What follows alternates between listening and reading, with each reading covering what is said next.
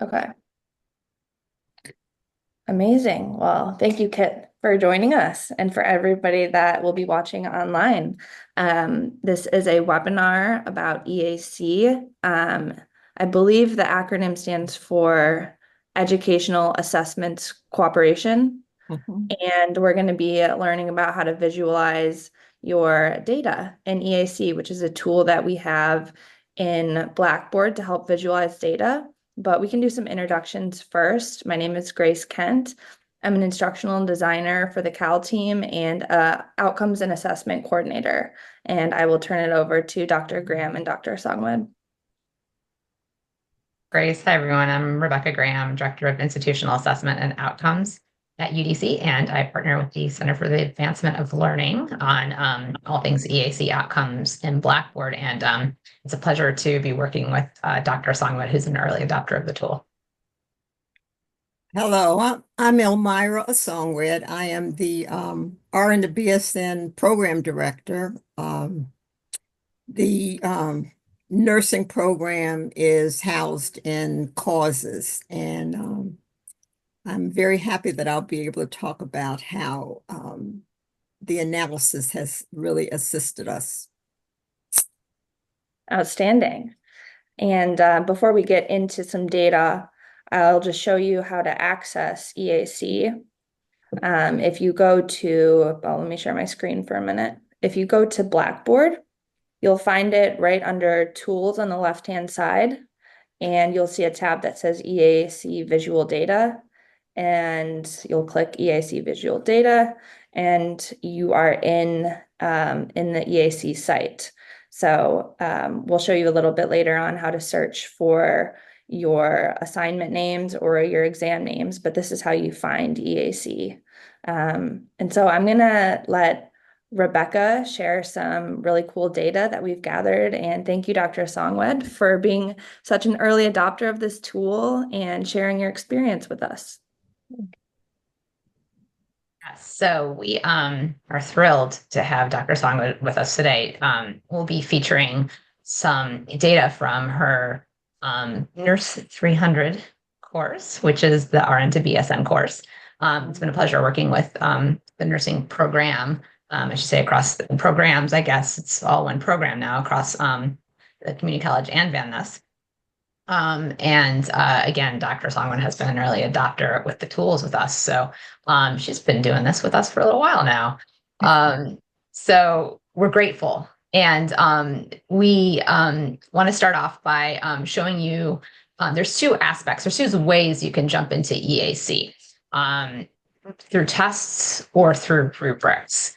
And if you have any test that's embedded in EAC, any test at all, you can find data on that assignment in EAC. Same with a rubrics. As long as your rubric is embedded in Blackboard, you can find your data in EAC. So we're going to show you what it looks like to see both test and rubric data. When you do a search for your assignments, just a couple tips here.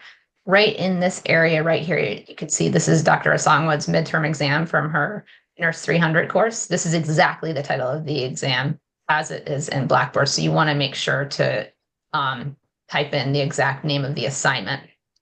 You want to make sure to have your data range appropriate to encompass when that assignment was offered.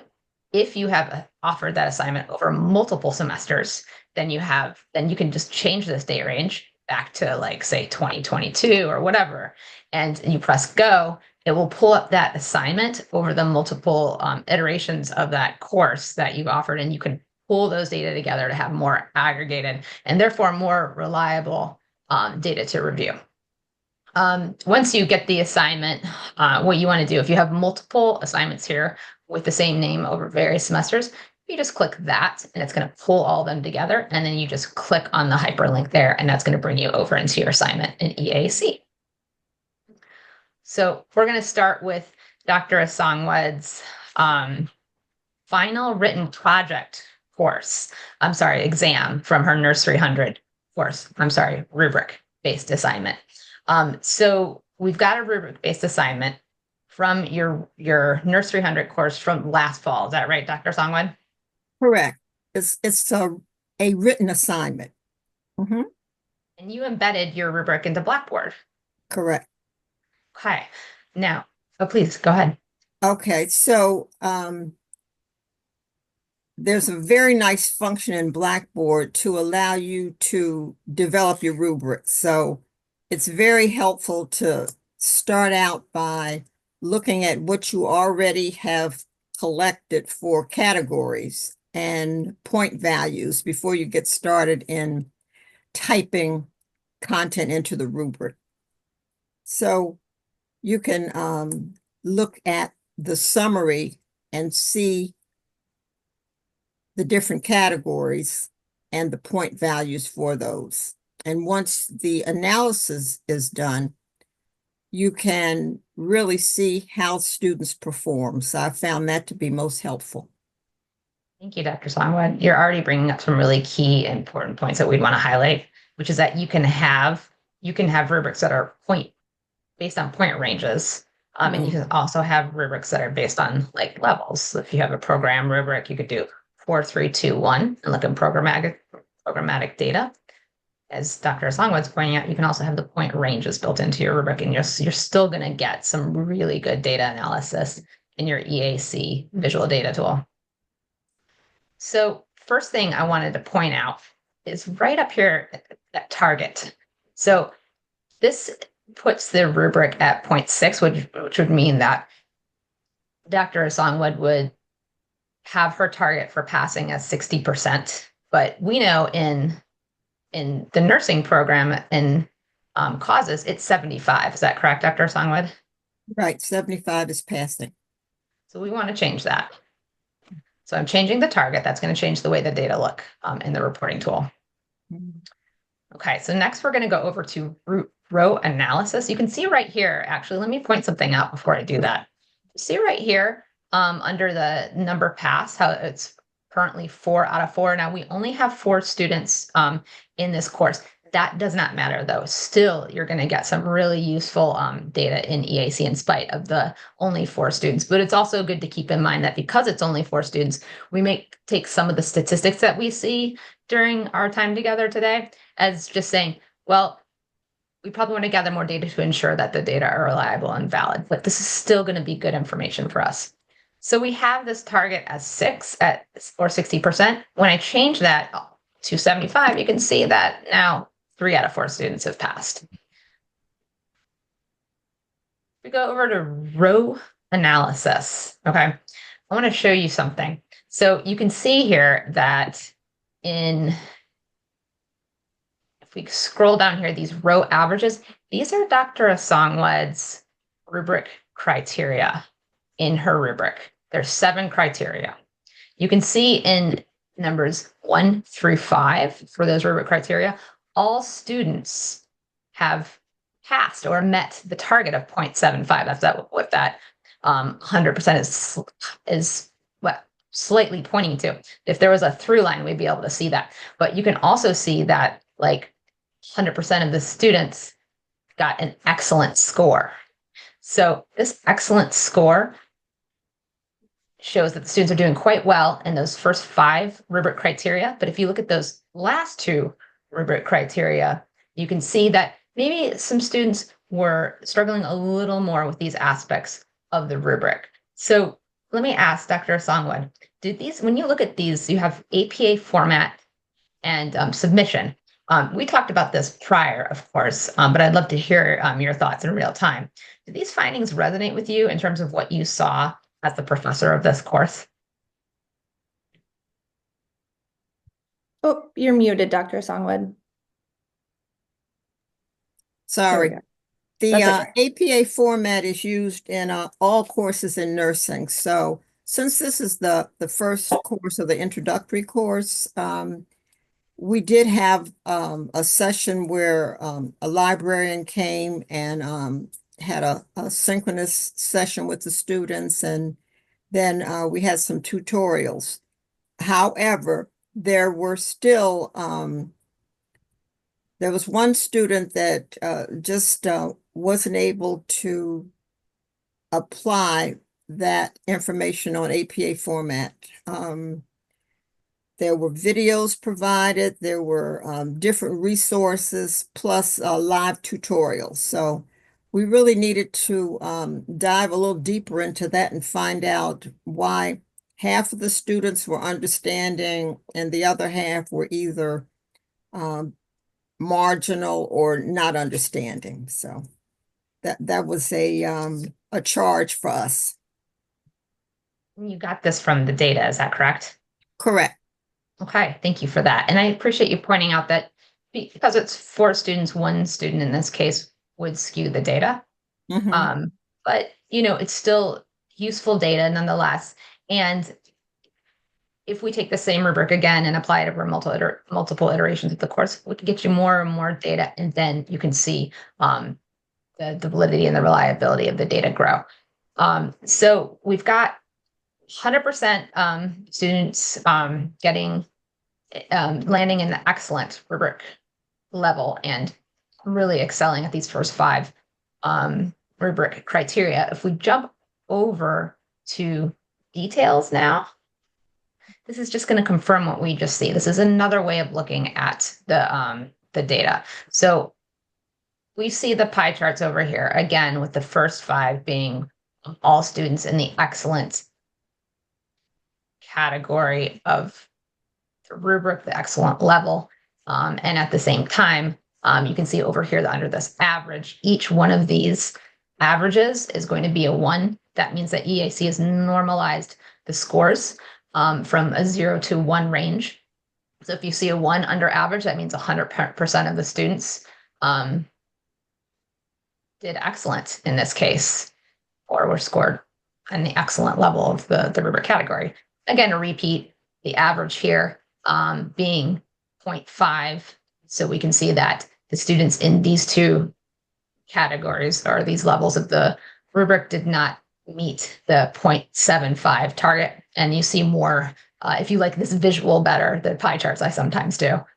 This is another way of looking at the data. So I want to now move us over to the goal summary area. Okay. Goal summary will give you the opportunity, if you have aligned your rubric to any outcomes. In this case, Dr. Asongwed aligned the rubric to course learning outcomes, the ASIN outcomes, or the end of program student learning outcomes, which are aligned with their accreditor ASIN, as well as some digital student learning outcomes. So she has some pretty awesome alignment around here. I want to walk through this just for a minute, and then I'd like to ask Dr. Songwood a question and how she has any observations.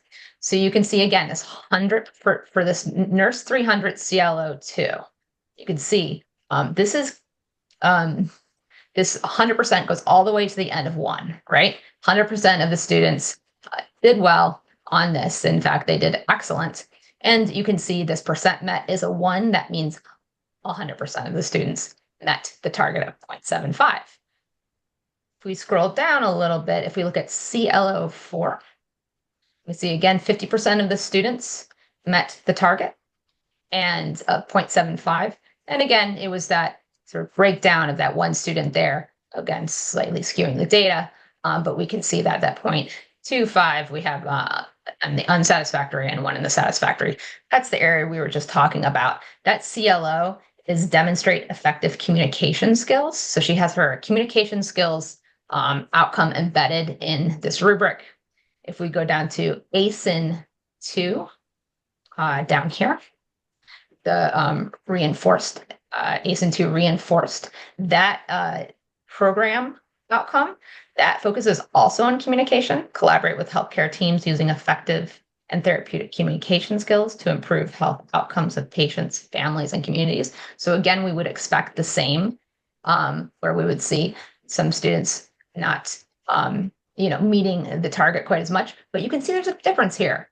CLO4, see that 4 in the parentheses there? That means that there was 4 instances in which the students were scored across that particular outcome in the rubric. Down here for that ASIN 2, there's 12 instances. So that means that there are 3 rubric criteria that were tied to this particular ASIN outcome. So you're going to see more of a spread here because that's 12 instances of assessment versus 4. But still, you see the bar chart kind of highlights something going on there. And same with DSLO number 3, that is directly cite academic resources. Dr. Asangwa just talked about that as being one of the ways in which the data pointed to, more possible interventions to support students. Dr. Asangwa, when we talked about this, what was the intervention that popped up for you when we reviewed the data with you at some point? We did make sure that the students understood that they could go to the librarians for assistance, they could go to the writing lab for assistance, and every week I have office hours, so I do provide tutorials during office hours. The other thing is to really communicate with the students to find out why the problems were existing, because the rubric is very detailed and clear about what behaviors need to be completed for different point values. And for this particular student, it was a combination of this is the first nursing course, so many of the students have recently graduated, they've gotten new jobs. So this student had a new job, was in a residency program, had just gotten married, had a baby. So there were too many life events happening, and he just wasn't able to devote the amount of time he needed to study. So that was a finding, and based on communicating with the student. I deeply appreciate that, everything you just shared, Dr. Asangwa, because you're pointing to seeing the data and which led to more scaffolding in your course, the interventions we were talking about, and understanding holistically what's going on with your students.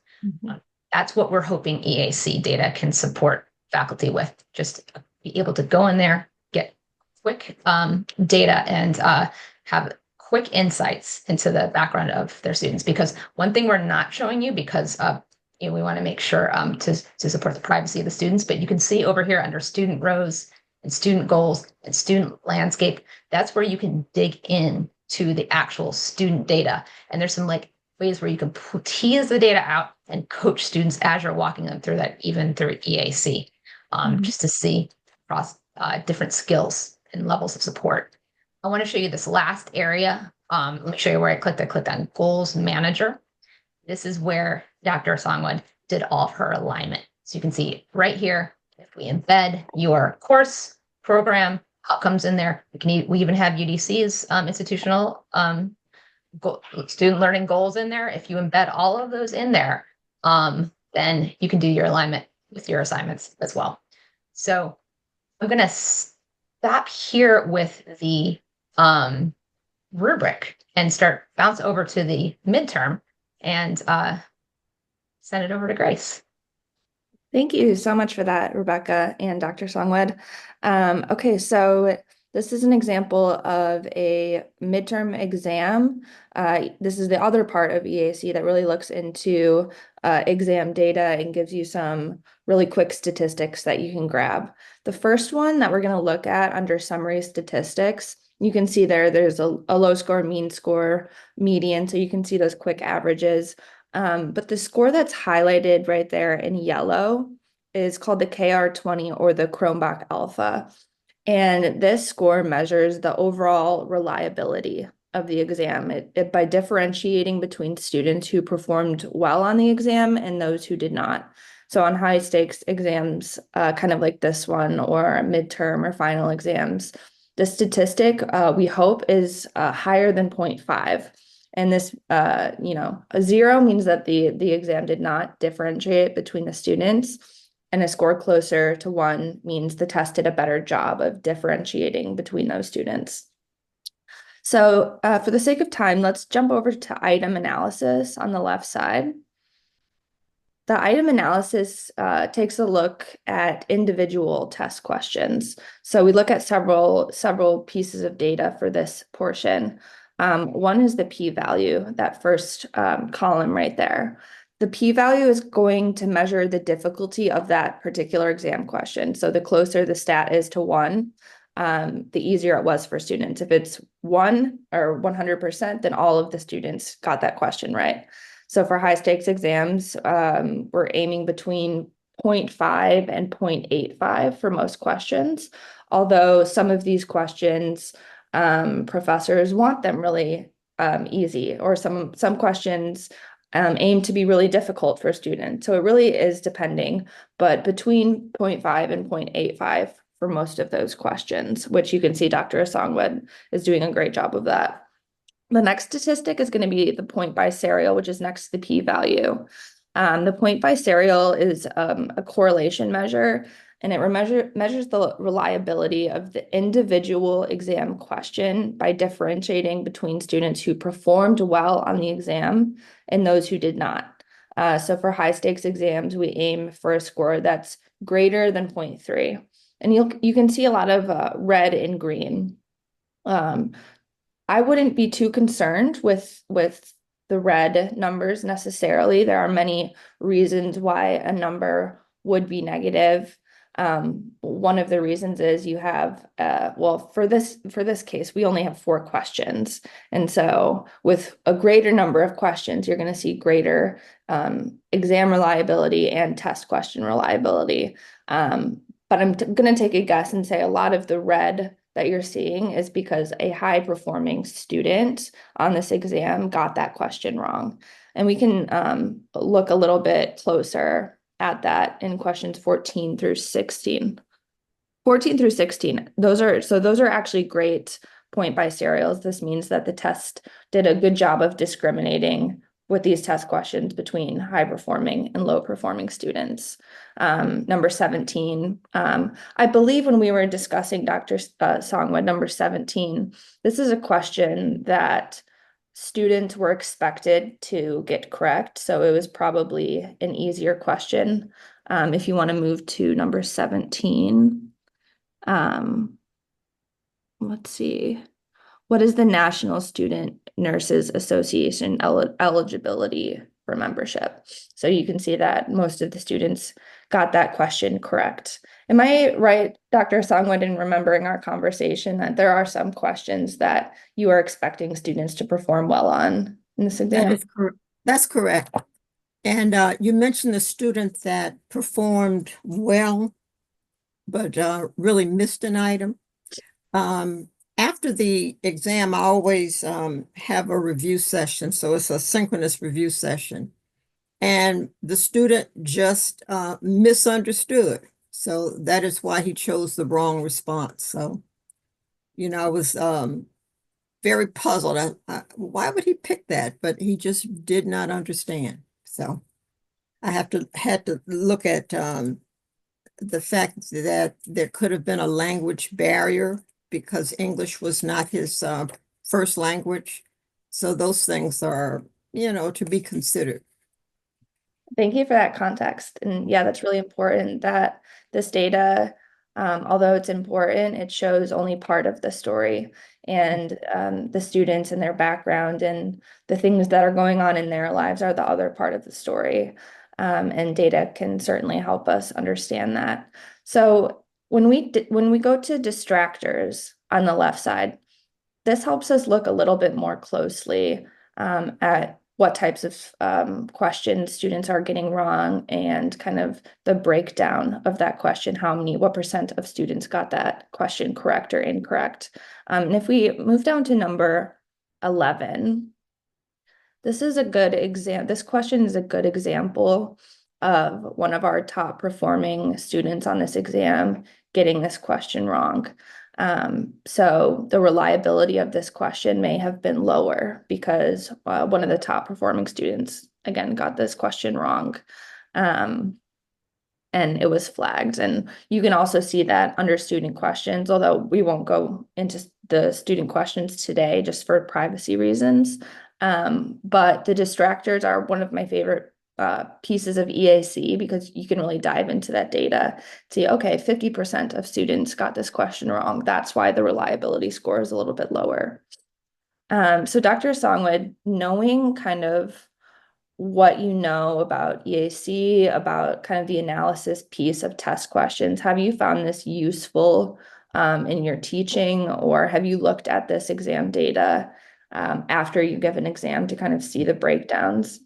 Yes, very much so. And this is the first time that the course was offered in this format, and the first time I taught it. So it is being taught now, so we'll have additional data, and the number of students is greater. So that's going to be a positive aspect. Right, because more students taking the exam means more data, which means it's probably more reliable data as well.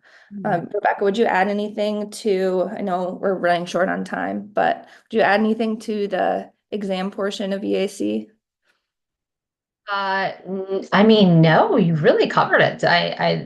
Maybe the only thing I would just briefly add is that if you went back to the summary statistics and highlight the Cronbach alpha, you can see that overall, this is an overall exam score that Dr. Songwood's exam overall is very reliable.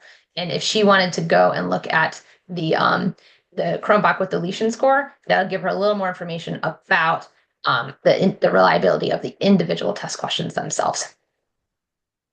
Thank you so much for that. And we've done some of this with other programs and are hoping to do it with Dr. Songwed and nursing going forward. But you can align test questions to student learning outcomes, program outcomes, accreditor outcomes, and things like that. And kind of get an overall view of how students are doing based on the test questions being aligned to those outcomes. So it's an extremely helpful tool. Blackboard has a bit of test analysis with like in Blackboard when you open a test, but I believe EAC is just a bit more comprehensive and going through individual questions and distractors and seeing which students are succeeding and which are not, and maybe finding reasons or interventions on how we can move forward. So thank you. Thank you, Dr. Songwed, so much. Do you have any closing thoughts?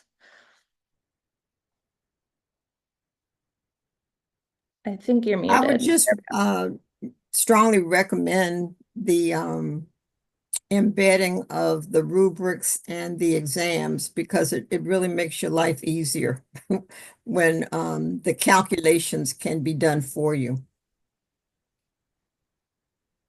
Absolutely. That is huge. Because a lot of professors have rubrics already created that they might put in a PDF or in a Word doc and attach it to the assignments. But when you're embedding those rubrics into Blackboard is when you can see your data in EAC, and it's super helpful. So thank you for bringing that up. And Rebecca, any closing thoughts? So I just want to thank the whole C.A.L team and Grace in particular, Dr. Songwood, for helping to lead this amazing charge of these new assessment tools in Blackboard. Absolutely. And much more to come for sure. Thank you for spending this Friday with us, and we will see you soon.